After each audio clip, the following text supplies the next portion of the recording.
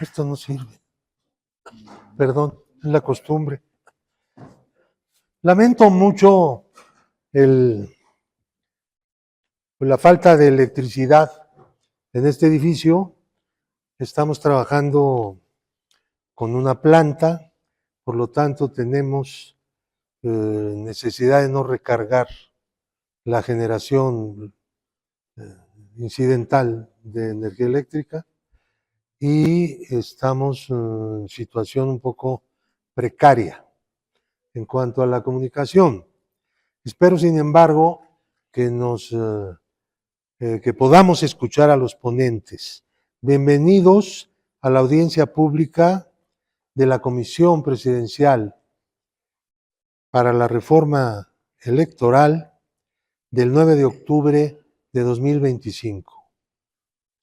La presidenta ha convocado a la nación entera a debatir, criticar, proponer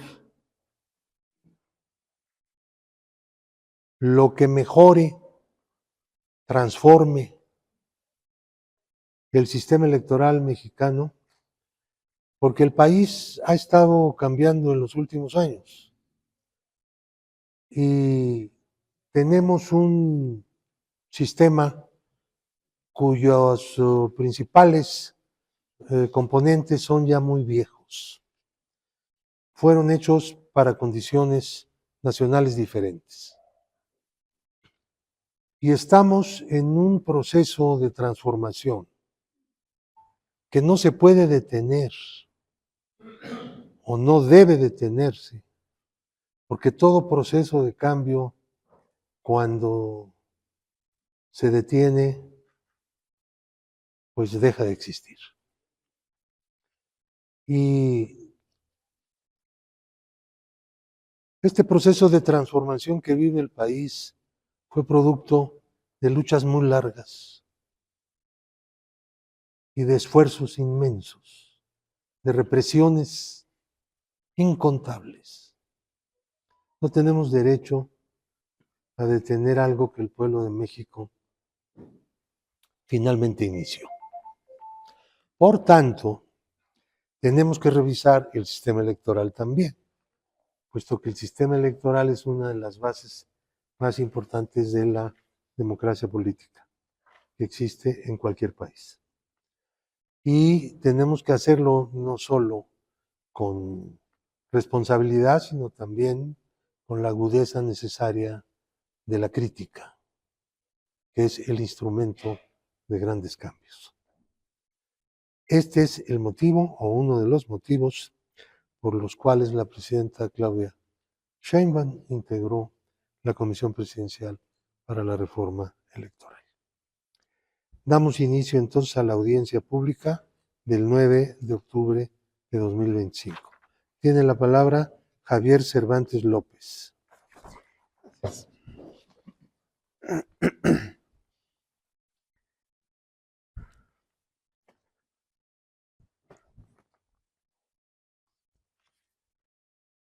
Bueno, ¿qué tal? Buenas tardes. Como ya bien lo han dicho, mi nombre es Javier Cervantes, soy de la Facultad de Ciencias Políticas y Sociales, estudiante de Administración Pública, séptimo semestre de la UNAM. Y bueno, pues primero quisiera empezar reconociendo la voluntad de la comisión para abrir este diálogo a la gente, esta conversación.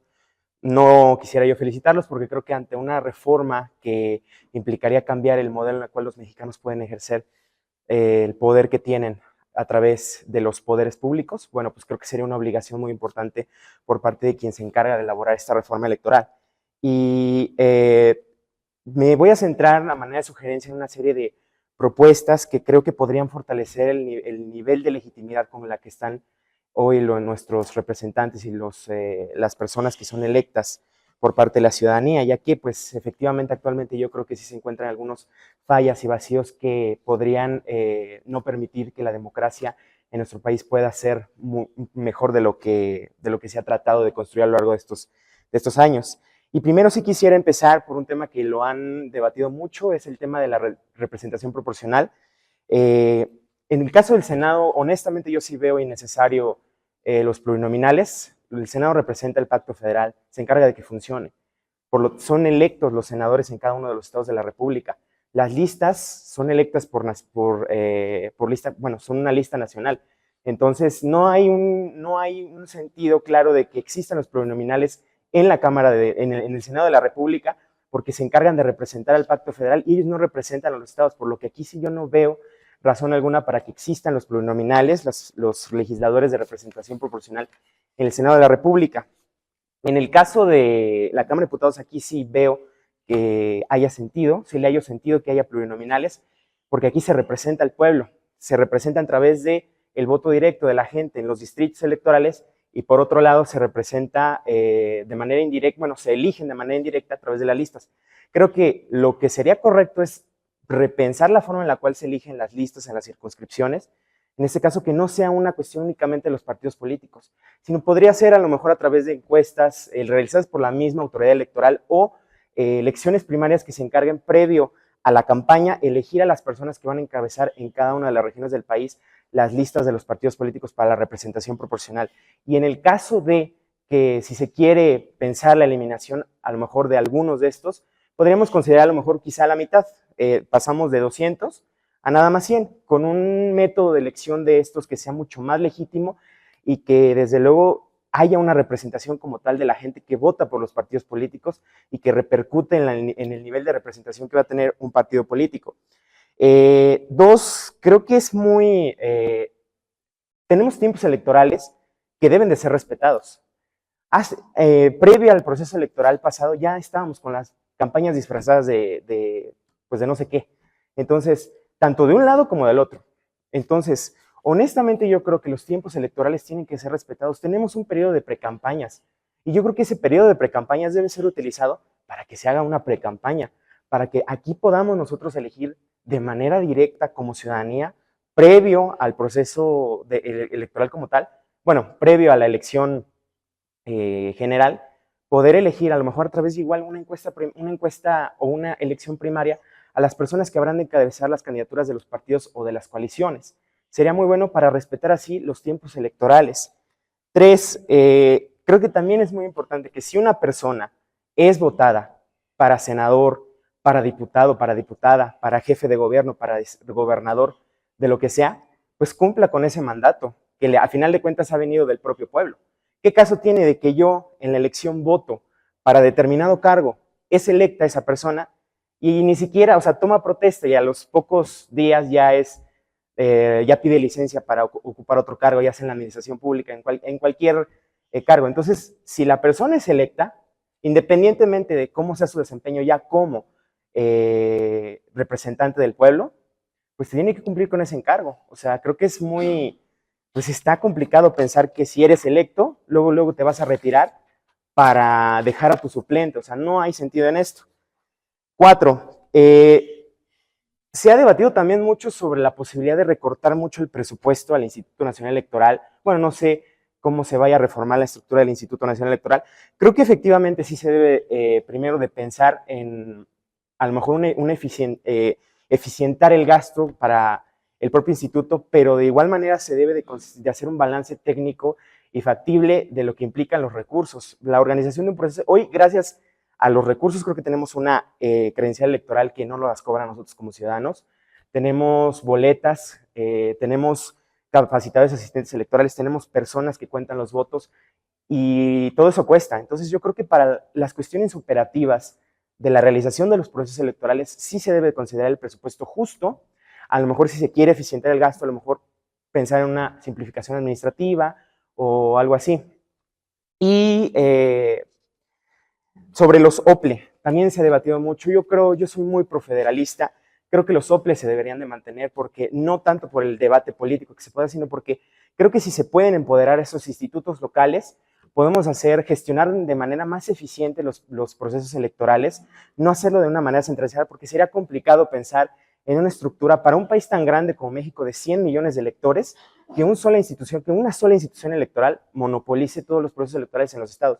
Creo que también debemos considerar el hecho de que los estados son libres y soberanos porque somos una federación y que los estados pueden tener la capacidad de realizar sus propios procesos electorales. Insisto, son sugerencias, espero que de aquí salga lo mejor y que la reforma electoral pues sea para beneficio de todas y todos los mexicanos. Muchísimas gracias.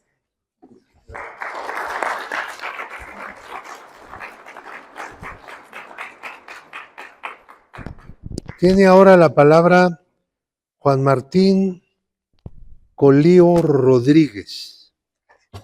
Por favor.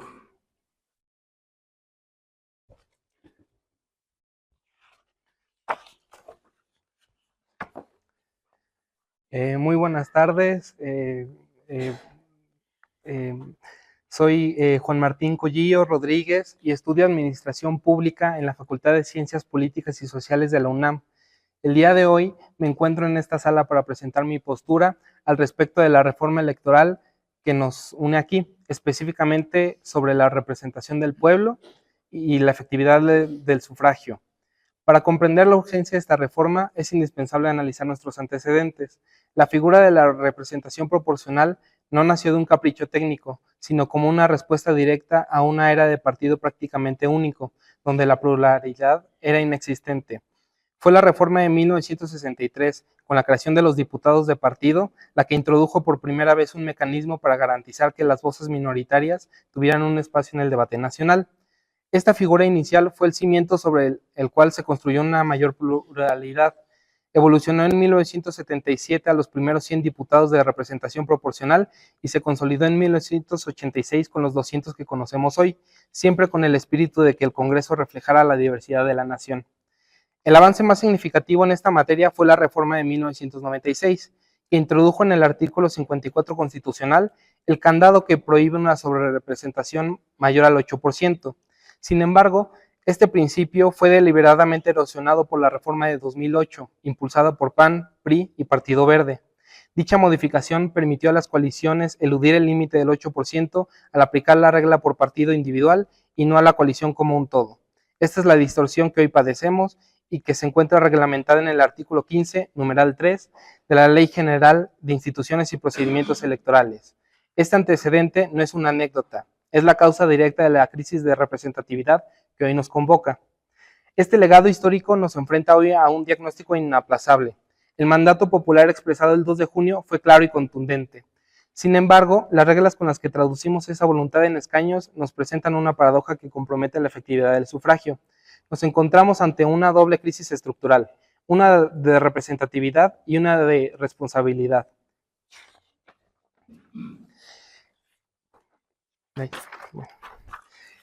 La crisis de representatividad es una cuestión de justicia matemática. Los datos oficiales muestran que la coalición que obtuvo un legítimo 54.2% del voto para la Cámara de Diputados vio ese apoyo amplificado por las reglas del sistema hasta alcanzar el 74.6% de los escaños. Esto nos obliga a cuestionar un sistema que, sin importar quién gane, devalúa el voto de millones de ciudadanos al hacer que su peso en la conformación del final del Congreso sea menor. La pregunta no es sobre la legitimidad del triunfo, sino sobre la equidad de las reglas que lo traducen en poder. Esta distorsión numérica se agrava por la crisis de responsabilidad. La figura del plurinominal, creada para enriquecer el debate y garantizar la pluralidad, ha sido degradada por el mecanismo de listas cerradas y bloqueadas, convirtiéndose en un botín político para las cúpulas partidistas.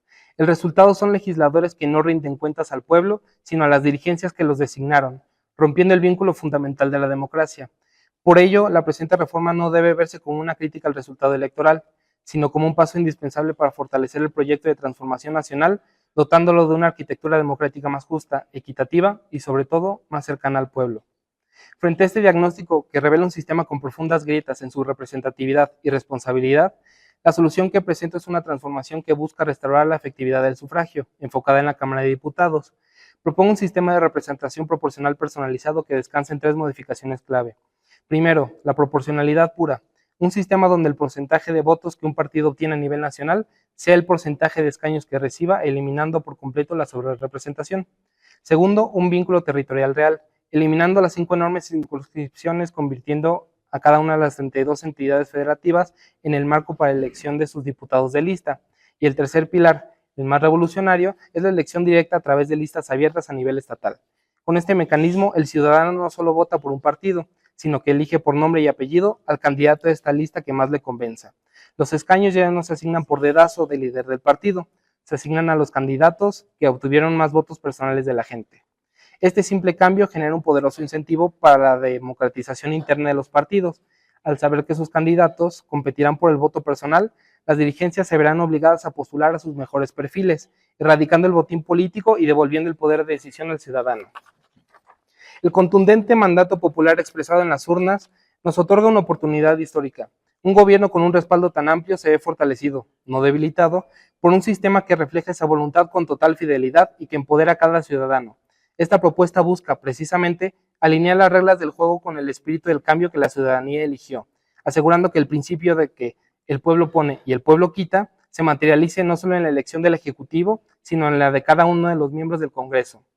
Esta reforma no busca solo beneficiar a una fuerza política sobre otra, busca beneficiar a la democracia, busca asegurar que la palabra representación recupere su significado más profundo.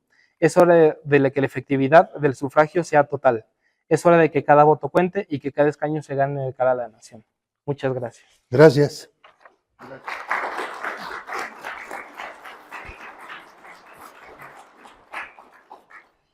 Tiene la palabra Asenet Ailín Jiménez González. Claro, gracias.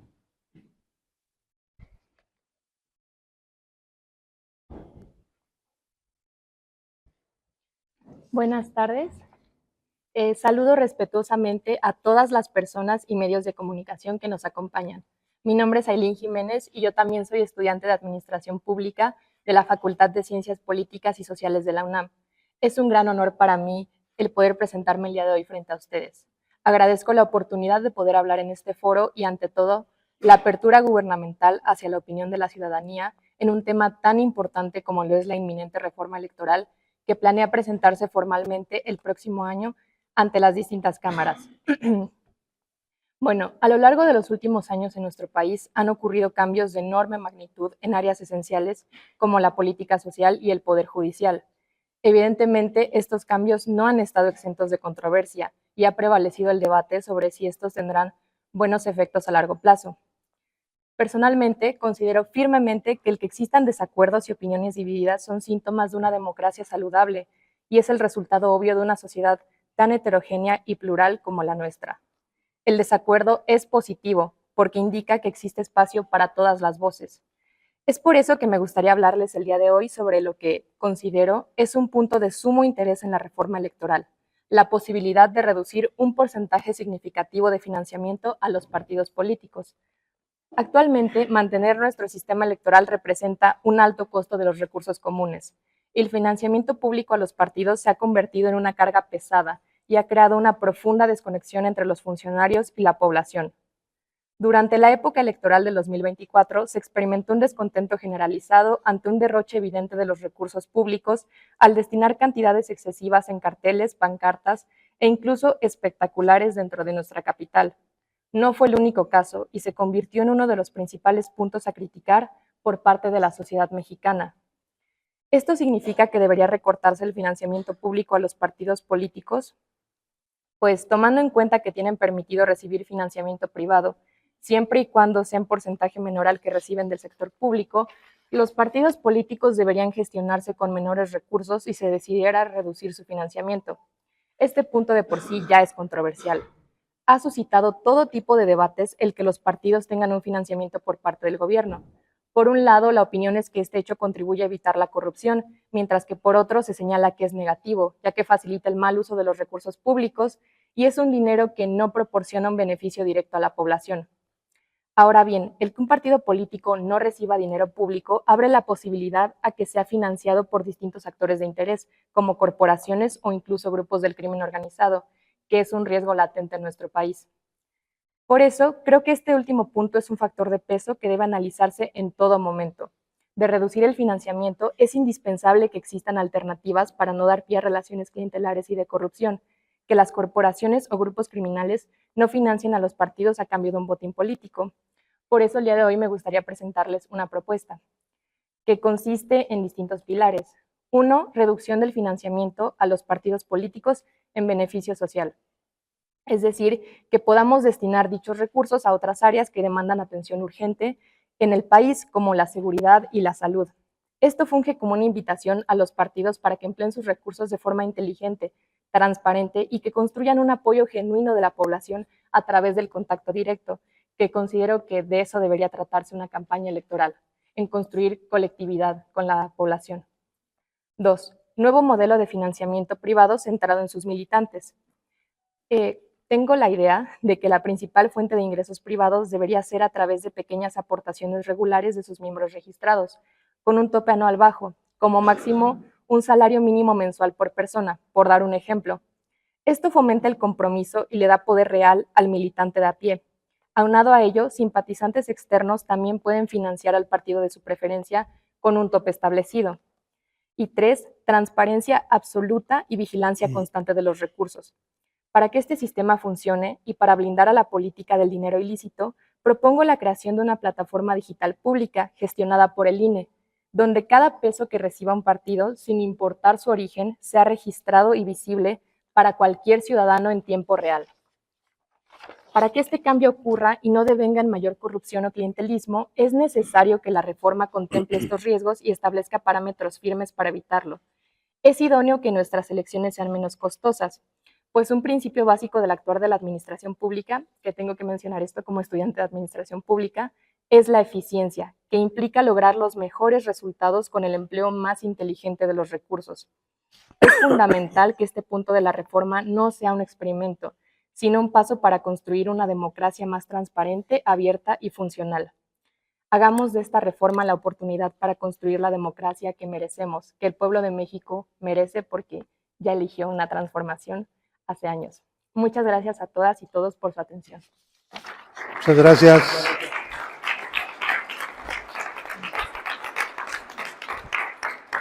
Tiene ahora la palabra Jesús Enrique Garduño Figueroa.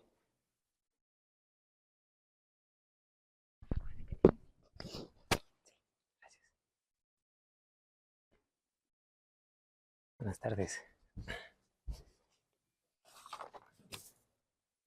Muy buenas tardes, licenciado Pablo, licenciado Jesús, asesores, buenas tardes. Mi propuesta tratará en materia de candidaturas independientes. Lo que les voy a compartir lo digo con base en la experiencia que viví como un aspirante a una candidatura independiente en el Estado de México. En primer lugar, habría que referirnos a la propia presidenta Claudia Sheinbaum, quien el 11 de agosto mencionó que las candidaturas independientes están muy limitadas y me gustaría exponerles uno de los motivos del por qué me parece la presidenta habrá hecho esa aseveración. En primer lugar, para poder ser candidato independiente existen dos facetas. La primera es como aspirante a una candidatura independiente y posteriormente como candidato o candidata. No todo mundo puede ser aspirante a una candidatura independiente, licenciado. ¿Por qué?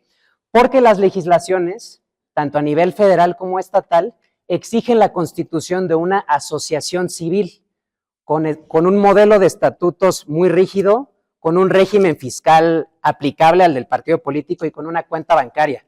Entonces, ya de entrada, este requisito diluye el nivel de participación y de acceso de la ciudadanía porque tienes que erogar gastos notariales, no solo para la Constitución, sino también para la disolución y la liquidación de la propia asociación civil. Tengo entendido que este se toma como un vehículo para fiscalizar en materia de operaciones con recursos de procedencia ilícita y financiamiento al terrorismo, para un tema de fiscalización. Pero, hablando de transformación, la elección al Poder Judicial nos demostró que no es necesario constituir una asociación civil para poder contender como candidatas y candidatos sin partido político. si no se hubieran tenido que constituir tantas asociaciones civiles como candidaturas, y en estos momentos iniciar el proceso de disolución y liquidación. La legislación en materia de lavado de dinero ya existe. No podemos pretender combatir este fenómeno con reglas de naturaleza electoral. No por no constituir una asociación civil, ya estamos exentos de cumplir con la regulación del lavado de dinero y financiamiento al terrorismo. Eso en primer lugar. En segundo lugar, no existe una homologación de requisitos en cuanto al porcentaje de firmas que se necesita obtener, ni para los plazos que se otorgan, ni para el territorio mínimo a cubrir. Me explico. A nivel federal, para la presidencia de la República se necesita 1%. Para diputaciones y senadurías, 2%. Ahí está muy claro.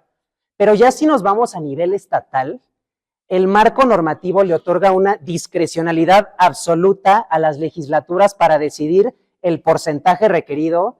Por ejemplo, en la Ciudad de México se solicita 1% para diputaciones locales, para alcaldías o para la jefatura, que hace sentido porque es muy poblada la Ciudad de México y en términos absolutos un 1% pues representa mucho más que en algún estado no tan poblado que quizá puedan solicitar más.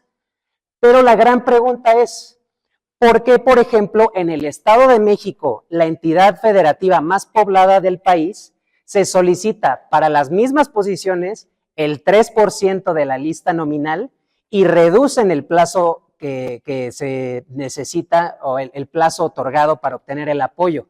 En la Ciudad de México otorgan 60 días, en el Estado de México otorgan 45 para diputaciones locales y 30 para presidencias municipales. Y así lo podemos ver en todos los estados, piden 1%, 2%, en algunos 6%, algunos se van hasta el 15%. Y la pregunta es, ¿por qué? Pues la verdad no sabemos, no hay un estándar, no hay un criterio definido de cuántas firmas vamos a pedir ni cuánto plazo vamos a otorgar. Y hablando de este tema, supongamos en un territorio de 100,000 personas que te piden el 3%. Ya con tus 3,000 firmas dices, bueno, pues ya puedo obtener mi calidad de candidato. Y la respuesta es no. Aunque la persona aspirante obtenga 50,000 firmas, si no están distribuidas en por lo menos el 50% del territorio, esa candidatura no se va a lograr, porque así lo exige la legislación, y yo no veo que para los partidos políticos, para demostrar representatividad, se solicite un mínimo de representación territorial, sino únicamente numérico. Por último, en materia de fiscalización, los aspirantes a una candidatura independiente todavía no reciben recursos públicos, son sujetos de derecho privado y todo el dinero es privado. Y aquí va muy de la mano, sé que se intenta pelear por prevenir la operación con recursos de procedencia ilícita, pero se le fiscaliza como un partido político. Y las sanciones van desde hasta la inhabilitación en 2 periodos electorales subsecuentes. Por último, y para cerrar, el método para obtener las firmas es con la aplicación del INE Apoyo Ciudadano. Hay que escanear por delante y por detrás la INE, tomarle una foto y que firmen el teléfono. Licenciados Pablo y Jesús, esta aplicación es anacrónica, no funciona. Por ejemplo, el portal que se instaló para esta comisión funciona muy bien. De verdad, muchas felicidades, fue fácil, accesible, pero la aplicación del INE, que sé que no es precisamente competencia de esta comisión, pero de verdad que obstaculiza además la obtención del apoyo ciudadano. Entonces solicita, en primer lugar, eliminar el requisito de una asociación civil. En segundo lugar, homologar los requisitos. Y en tercer lugar, la fiscalización para los aspirantes a una candidatura. Muchísimas gracias. Y gracias a ustedes también, asesores, por escuchar. Gracias.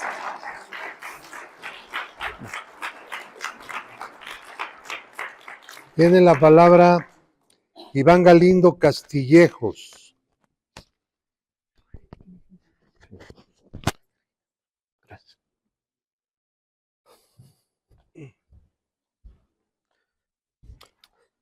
¿Qué tal? Muy buena tarde a todas y a todos. Está bien. Adelante. Gracias, muy buena tarde. Para dar un poco de contexto a la gente que nos está viendo a través de las redes sociales y las plataformas digitales, hay 3 tipos de sistemas electorales en el mundo. sistemas de mayoría relativa, sistemas de representación proporcional y sistemas mixtos. Los sistemas de mayoría relativa son aquellos donde el país se divide en demarcaciones electorales y las y los candidatos pueden ganar o perder por un voto. Este sistema favorece a los partidos hegemónicos o dominantes porque no hay cabida para las minorías no están representadas. Los sistemas de representación proporcional, el país se divide, se organiza en listados presentados por los partidos políticos y depende del número de votos que obtenga cada partido político, es el número de curules a repartir de acuerdo a su votación. Y está el sistema mixto, que es una mezcla entre ambos. En México tenemos un sistema mixto.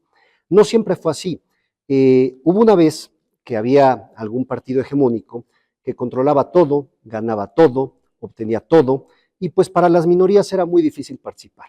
No tenían representatividad ni acceso a posiciones de representación pública, ¿por qué? Pues porque perdían, pero aún en ese espacio de autoritarismo y sistema rígido había un ápice de democracia, y el sistema se abrió, el sistema se empezó a abrir en 1963, como ya se dijo, incorporando la figura de diputados de partido inicialmente. Que por cierto, eran quienes podían acceder a esta figura de diputados de partido, aquellos partidos políticos que alcanzaban el 2.5 del total de la votación. Empezaron las primeras elecciones y ningún partido político podía alcanzar el 2.5 y se tuvo que reducir al 1.5 para que pudiesen tener acceso a esta figura de diputados de partido. Posteriormente, esta figura muta o evoluciona en 1977 para darle forma a lo que hoy conocemos como la representación proporcional. Incorpora la figura de lo que coloquialmente conocemos como las plurinominales, y no vengo aquí a hacer una defensa de esta figura, no vengo aquí a defender a los pluris, es muy difícil aventurarse a ello. Esta figura, por supuesto que no cambió democráticamente, grandemente las condiciones del país, pero fue una manera para darle cabida a las minorías del país. Al contrario, no solamente no mejoraron las condiciones democráticas con esta figura, el modelo se pervirtió. Y esas posiciones, como ya se dijo en esta mesa, fueron ocupadas por las dirigencias de los partidos políticos como posiciones de privilegio. Y en ese vicio cayeron todos los partidos políticos, tanto del pasado como en la actualidad. No hay uno solo que se salve. PRI, PAN, PRD, Morena, Verde, todos absolutamente han hecho mal uso o abuso de esta figura. Bueno, pero no porque algo no funcione para la manera o para la forma como fue creado, se tiene que desaparecer. Y aquí permítanme, con mucho respeto y citando a Mario Vargas Llosa, espero no parecer demasiado inelegante por lo que voy a decir, pero eso es algo muy propio de la 4T. Algo que no funciona para lo que fue creado, pues se desaparece. Entonces, el hecho de que las pluris actualmente no estén cumpliendo con su propósito no tiene que ver, no necesariamente implica su desaparición. Al contrario, tenemos que mejorarlo para garantizar el acceso de las minorías, para que estén representadas y que tengan el derecho a manifestar su voz. Rápidamente quiero ir concluyendo diciendo que en el país ha habido buenas y malas reformas electorales. Dentro de las segundas, dentro de las malas reformas electorales, ¿cómo olvidar la reforma de 1986 que introdujo la cláusula de gobernabilidad? Según aquella, y para la gente que nos está viendo, ¿qué era la cláusula de gobernabilidad? Era ya cuando el partido hegemónico empezaba a tener su aterrizaje y el dinosaurio empezaba a claudicar. Bueno, pues previó esta cláusula de gobernabilidad. Como ya no podía ganar en las urnas, dijo, si no ganamos el 50% de los votos, pues entonces tenemos derecho a tener participación en la representación proporcional. Es decir, era un premio al partido hegemónico, era un premio a las mayorías. Por cierto, tomado de la ley de 1923, la Legge Acerbo de Italia. Bueno, posteriormente, esta reforma cambió para 1977, la reforma política, y se le da la posibilidad de que obtengan este beneficio de representación proporcional a los partidos políticos que no hayan obtenido el registro en 60 distritos. ¿Saben cuánto es cuánto representaba porcentualmente 60 asientos? El 20% de la integración de la Cámara. El 20%, porque eso estaba diseñado para las minorías. Amigas y amigos. Concluyo. Dentro de las propuestas que quiero plantear para que sean consideradas, evidentemente es reducir el número de diputados plurinominales, pero también democratizar y ciudadanizar las pluris, es decir, que las candidaturas de representación popular de cada partido sean para académicos, técnicos y representantes de la sociedad civil que no hayan tenido participación política. Y por último, la ley la cláusula, antitránsfugas. El traicionar la voluntad popular no es un derecho. El hecho de que una persona que fue electa por unas siglas y estando en una bancada se pase a otra ya ocupando el cargo, eso no es un derecho, es una felonía y es una traición al pueblo que se tiene que prohibir. Gracias por su atención. Gracias. Tiene la palabra Daniel Enríquez Azuara Carrillo, por favor.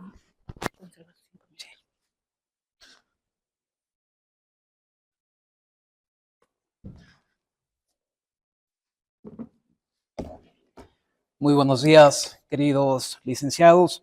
Hoy les vengo a presentar el blindaje teórico y académico del proyecto de nación constitucional, el iusoberanismo.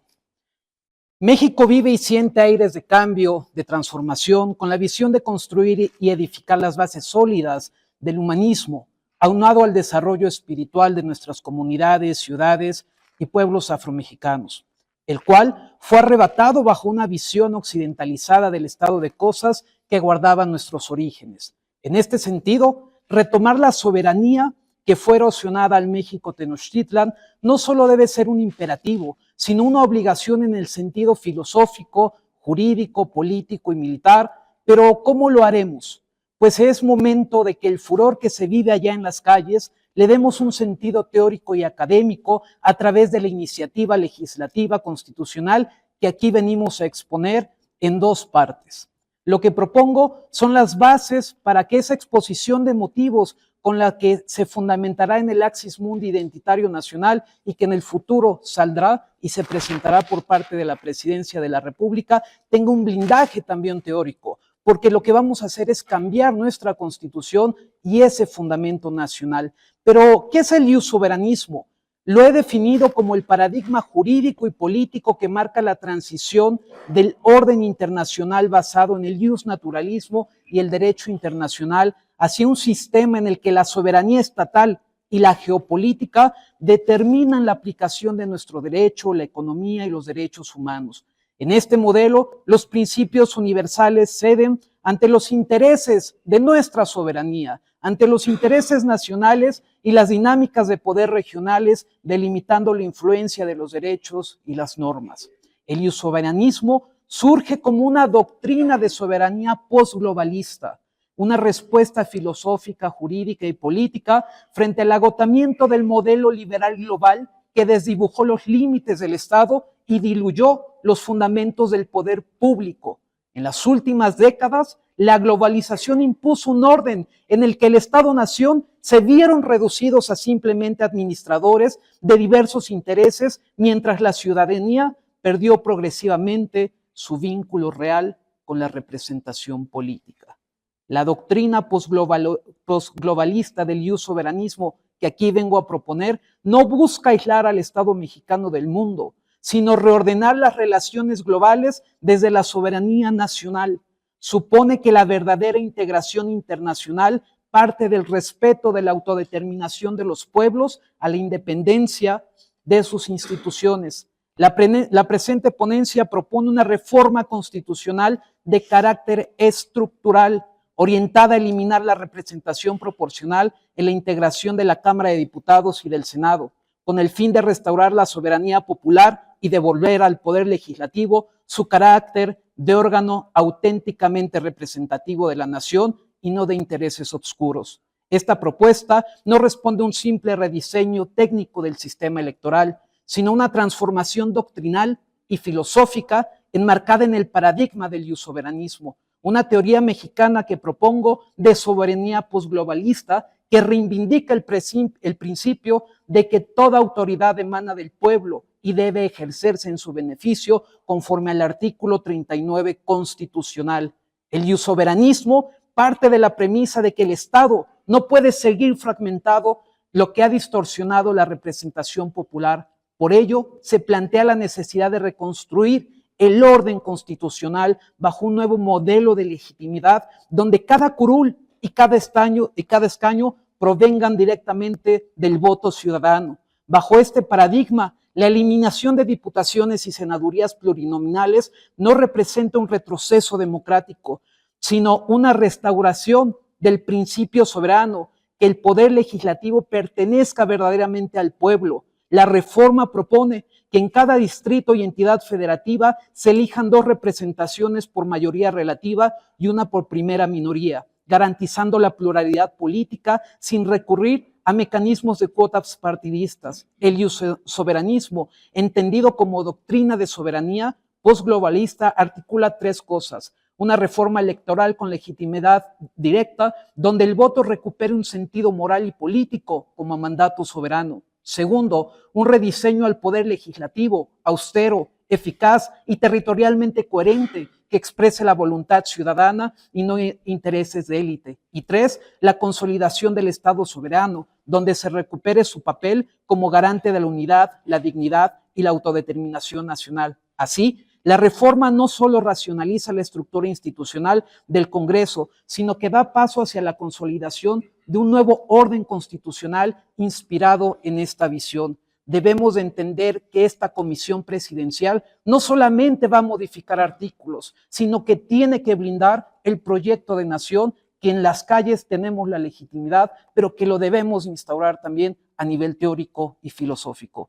Por su tiempo, muchísimas gracias. Gracias.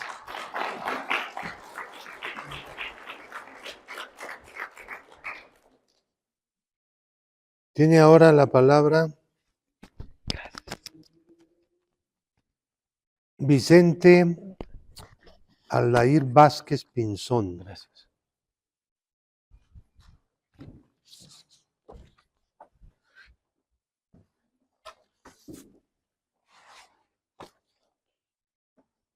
Buenas tardes, licenciado Jesús, licenciado Pablo. Esta es la segunda parte de la intervención de mi compañero y amigo Daniel Azuara respecto a la creación del poder legislativo real de la nación. El iussoberanismo hace que la fortaleza de una república se mide por la legitimidad de sus instituciones y por la fidelidad con que éstas representan la voluntad del pueblo.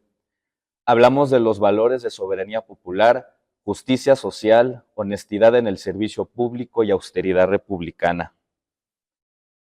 La voz plural de la nación ha pasado a lo largo de la historia en diferentes transformaciones. La representación proporcional en este caso, que en su origen fue un instrumento de apertura democrática, ha perdido vigencia y ha derivado en un sistema que diluye la responsabilidad política de los legisladores frente a los electores. Recordemos esa frase de una lamentable legisladora: yo nada más soy pluri. Por eso, esta propuesta busca restablecer la legitimidad directa de la representación popular. Esta ponencia contiene una propuesta de reforma para eliminar las diputaciones y senadurías plurinominales para que la composición del Congreso sea el reflejo fiel de la voluntad expresada en las urnas. Cada legislador y legisladora deberá buscar el voto directo, tocar casa por casa y buscar la confianza del pueblo. Para el caso de la Cámara de Diputados, el nuevo modelo plantea que los 300 distritos sean ahora 100. Esto se trata de una reestructuración de la cartografía electoral. Ya como tal, presupuestalmente, pues no afecta debido a que pues las urnas se instalan debidamente en cada uno de los distritos. Y en estos 100 distritos se eligen 3 diputaciones, 2 por mayoría relativa, es decir, por fórmula, y 1 por primera minoría. Una vez le preguntaron a la presidenta de la República que cuál era la propuesta para la integración de la Cámara de Diputados cuando aún no se hablaba de esta comisión para la reforma electoral, y ella mencionó esta propuesta de crear la mayoría relativa por fórmula, es decir, 2 diputaciones y la primera minoría. En el caso del Senado, solamente se trata de eliminar las 32 senadurías por lista nacional. Este es un ejercicio no de reducción numérica, sino una medida de eficiencia y racionalidad republicana. Se trata de recuperar el sentido esencial del poder legislativo, ser un espacio de deliberación pública, no de cuotas o privilegios. La austeridad en las instituciones no debilita la democracia, la fortalece. Un Congreso más compacto, con reglas claras y un vínculo directo con la ciudadanía, será también más eficiente, más transparente y más respetado. La propuesta reafirma los compromisos con la igualdad sustantiva y la diversidad cultural del país. De esta manera, la eliminación de los plurinominales no implica un retroceso alguno, sino una renovación del compromiso con la equidad, la justicia y la participación social de lo que hoy vivimos en el siglo XXI. Con esta reforma, la confianza se deposita directamente en el voto y en el mandato ciudadano se vuelve la única fuente del poder legislativo. Hoy el Poder Judicial se integra totalmente por una elección popular. No hay ni juzgadores plurinominales, no existen, ante el modelo de la reforma judicial. Entonces, que tampoco existan representación proporcional, tanto en Cámara de Diputados como en el Senado de la República. México atraviesa una etapa de madurez democrática. Es tiempo de revisar con serenidad, pero con determinación, las estructuras que dieron origen a nuestro sistema representativo y adaptarla a los nuevos tiempos. El pueblo mexicano exige instituciones más austeras, más cercanas y más legítimas. El Congreso, el Parlamento mexicano, debe ser el primer reflejo de esta exigencia. Un Congreso donde cada legislador tenga nombre, tenga rostro y responsabilidad ante su distrito o su estado. Un Congreso que vuelva a ser, como soñaron los constituyentes, la verdadera casa del pueblo. Muchas gracias por esta oportunidad. Es cuanto. Gracias. Gracias. Tiene ahora la palabra Julio César Bonilla Gutiérrez.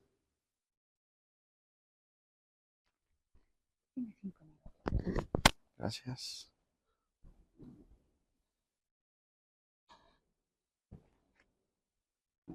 Buenas tardes.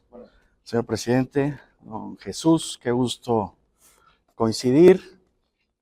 En efecto, ha sido un largo camino el de la construcción democrática en nuestra nación, desde la época posrevolucionaria hasta el siglo XXI, sin tocar las claves de los péndulos del siglo XIX. Hoy nos encontramos aquí felicitándoles también y reconociendo este ejercicio inédito a nivel nacional y yo diría internacional.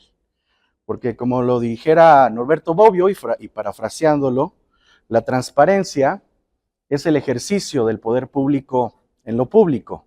Y es lo que ustedes están haciendo, ejercer el poder en lo público.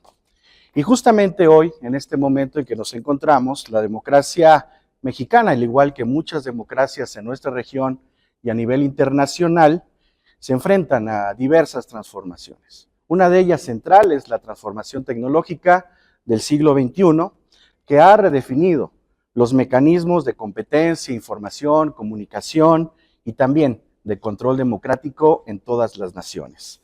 En este contexto, la inteligencia artificial se perfila como una herramienta estratégica para fortalecer diversas variables constitucionales, la integridad electoral, garantizar la equidad en la contienda y perfeccionar la fiscalización de los recursos públicos y privados destinados a la competencia electoral.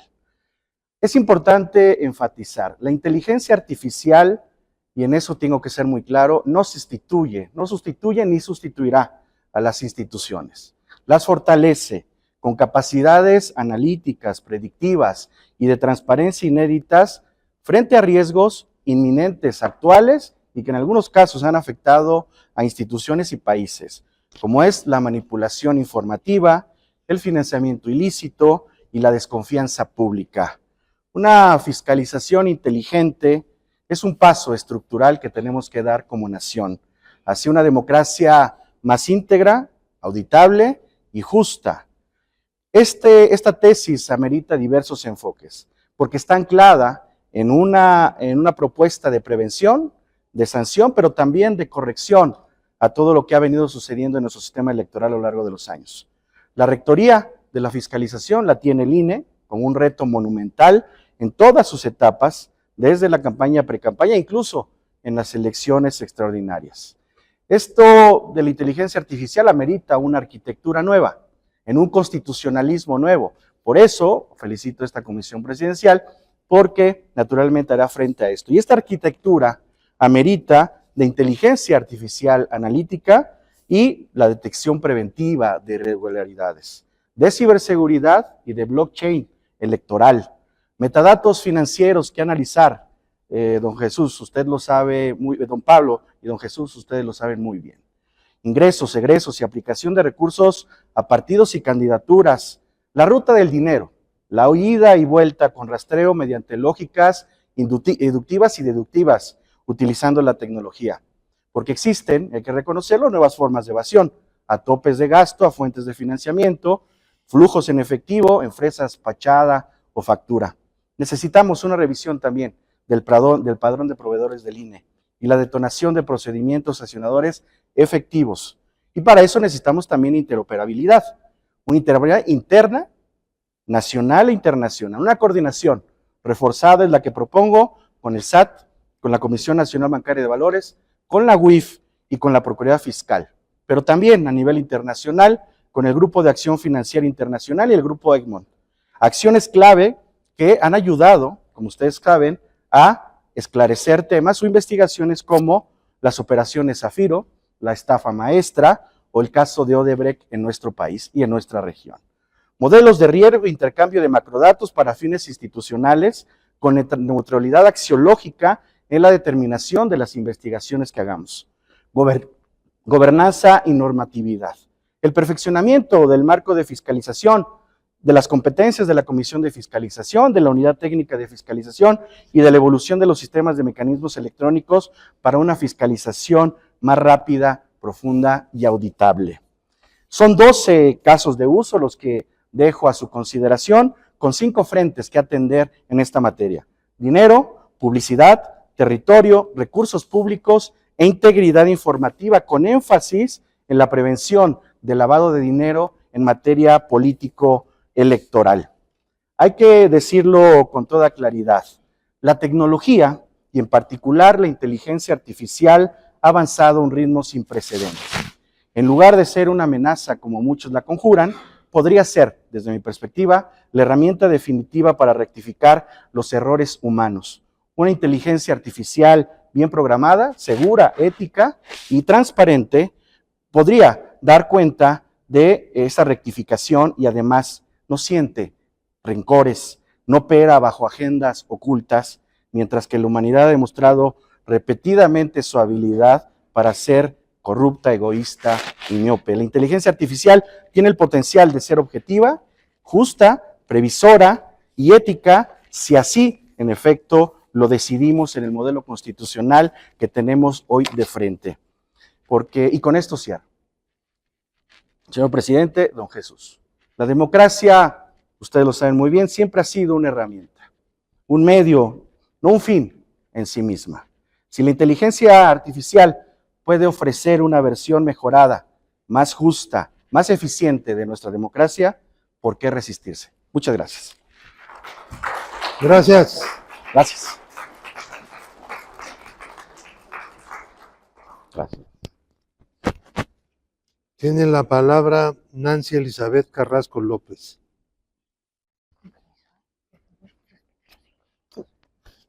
Gracias, señorita. Buenas tardes.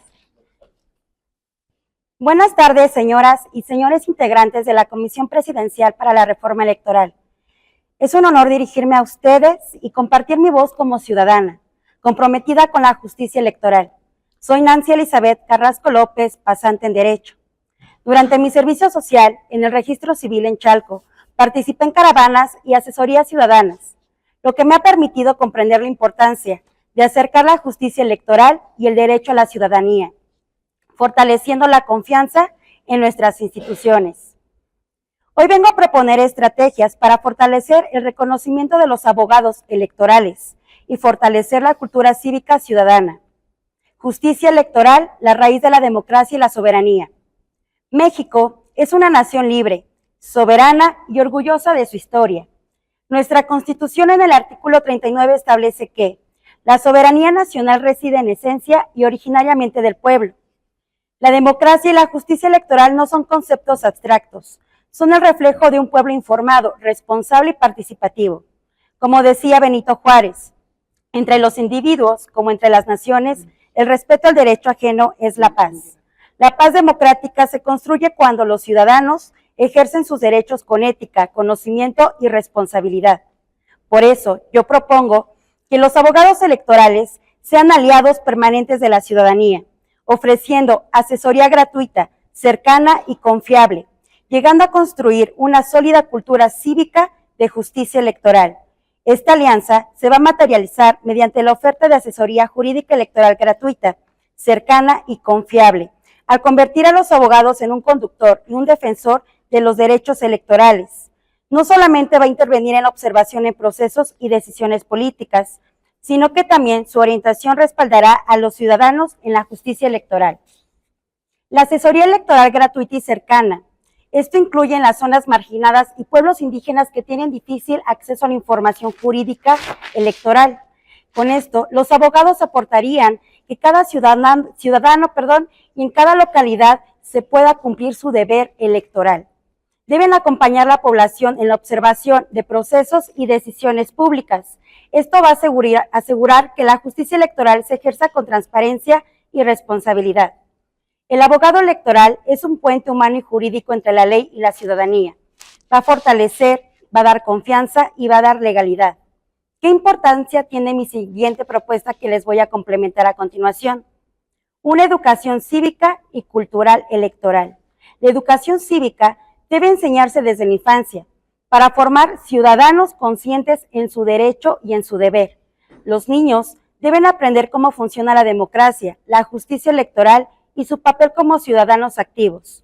Una cultura cívica temprana previene irregularidades, fomenta valores y fortalece la participación. Si acercamos la justicia electoral y a los abogados en la sociedad, fortalecemos la participación ciudadana, es mi punto de vista, la cultura cívica y la confianza en las instituciones. Si cada ciudadano comprende sus derechos y deberes, la justicia laboral es un instrumento real de transformación social con un gran impacto profundo. A corto plazo, una sociedad justa, participativa y consciente, una democracia sólida, accesible y humana. Cabe mencionar que estos puntos estratégicos harían reducir los delitos electorales, como la compra de votos, la coacción y el uso indebido de recursos públicos. Estos son ataques a nuestra soberanía y confianza. Por eso, los abogados electorales deben estar presentes, explicando derechos y asegurando transparencia en cada comunidad. Imaginemos un México donde todos los ciudadanos tengan acceso a información más clara, gratuita y puedan recurrir a un abogado electoral que los guíe y los proteja, porque amar a México es amar a su democracia, su ley y la participación de su gente. Que viva la justicia electoral, que viva México. Muchas gracias. Gracias.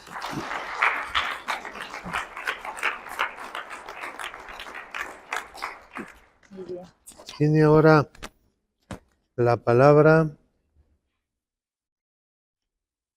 Álvaro Arriola Ayala, perdón. Usted lo predijo, ¿eh? Que sí, escuchar su micrófono. Sí, yo me la escucho. Recuerdo los 5 minutos. ¿Mm?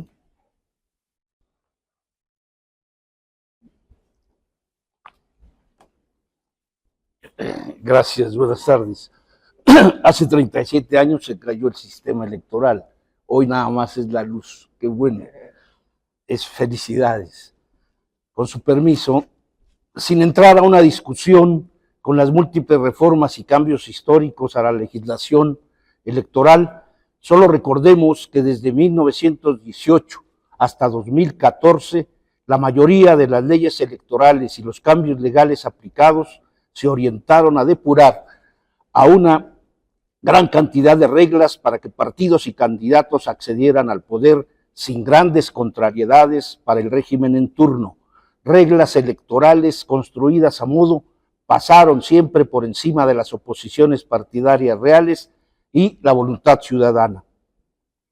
Destaco tres rasgos en esta etapa de construcción de una nueva reforma que anima a participar en mi caso como investigador universitario.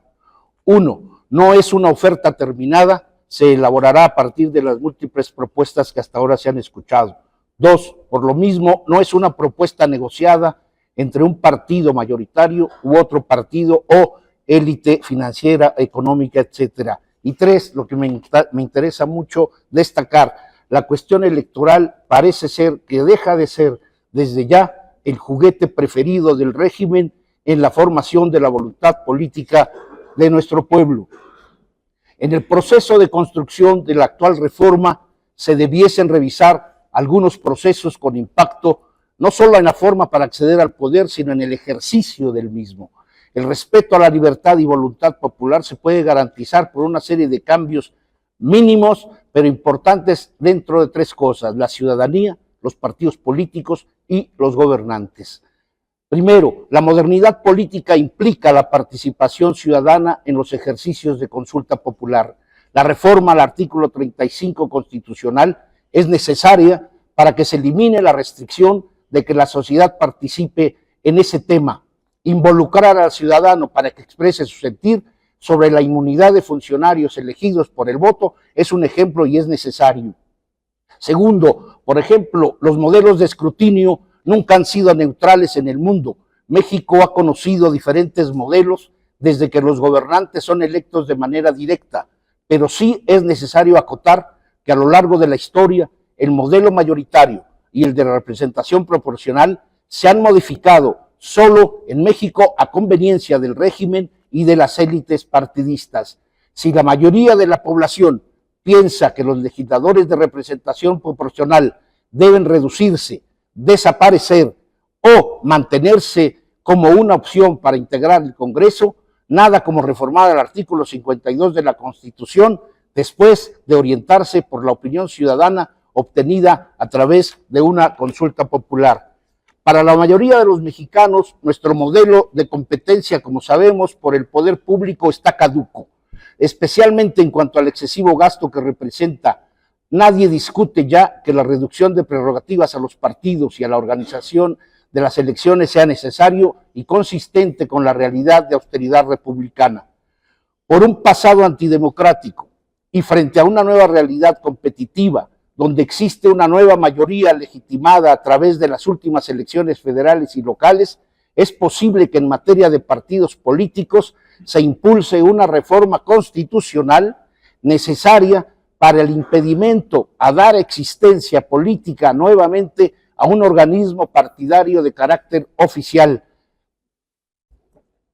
La posibilidad de construir un nuevo modelo partidario. Es fundamental reformar el artículo 41 de nuestra Constitución para que en México desde la misma se prohíba la creación de una figura formal de partido de Estado, de partido del régimen o partido de gobierno.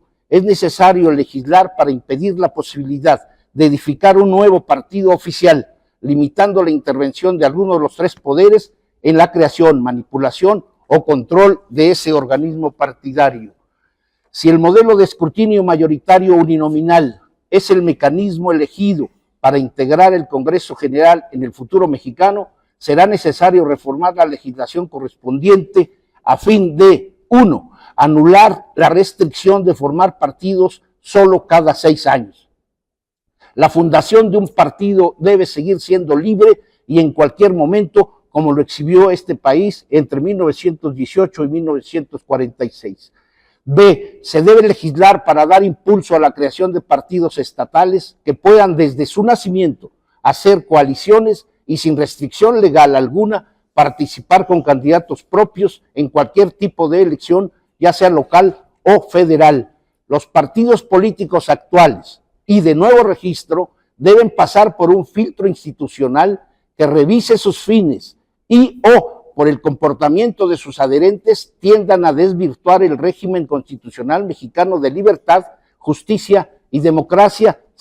Si lo violasen, se les debiese declarar inconstitucionales. 30 segundos. Finalmente, para alterar el ejercicio del poder en México, la figura de la revocación del mandato debe aplicarse no solo al titular del Ejecutivo Federal, sino que en el marco del federalismo se deben modificar los artículos 115 y 116 para hacer una norma aplicable en todas las entidades federativas a fin de que los gobernadores y presidentes municipales puedan ser recusados por los ciudadanos en ejercicio pleno de los derechos de participación política. Muchas gracias. Muchas gracias.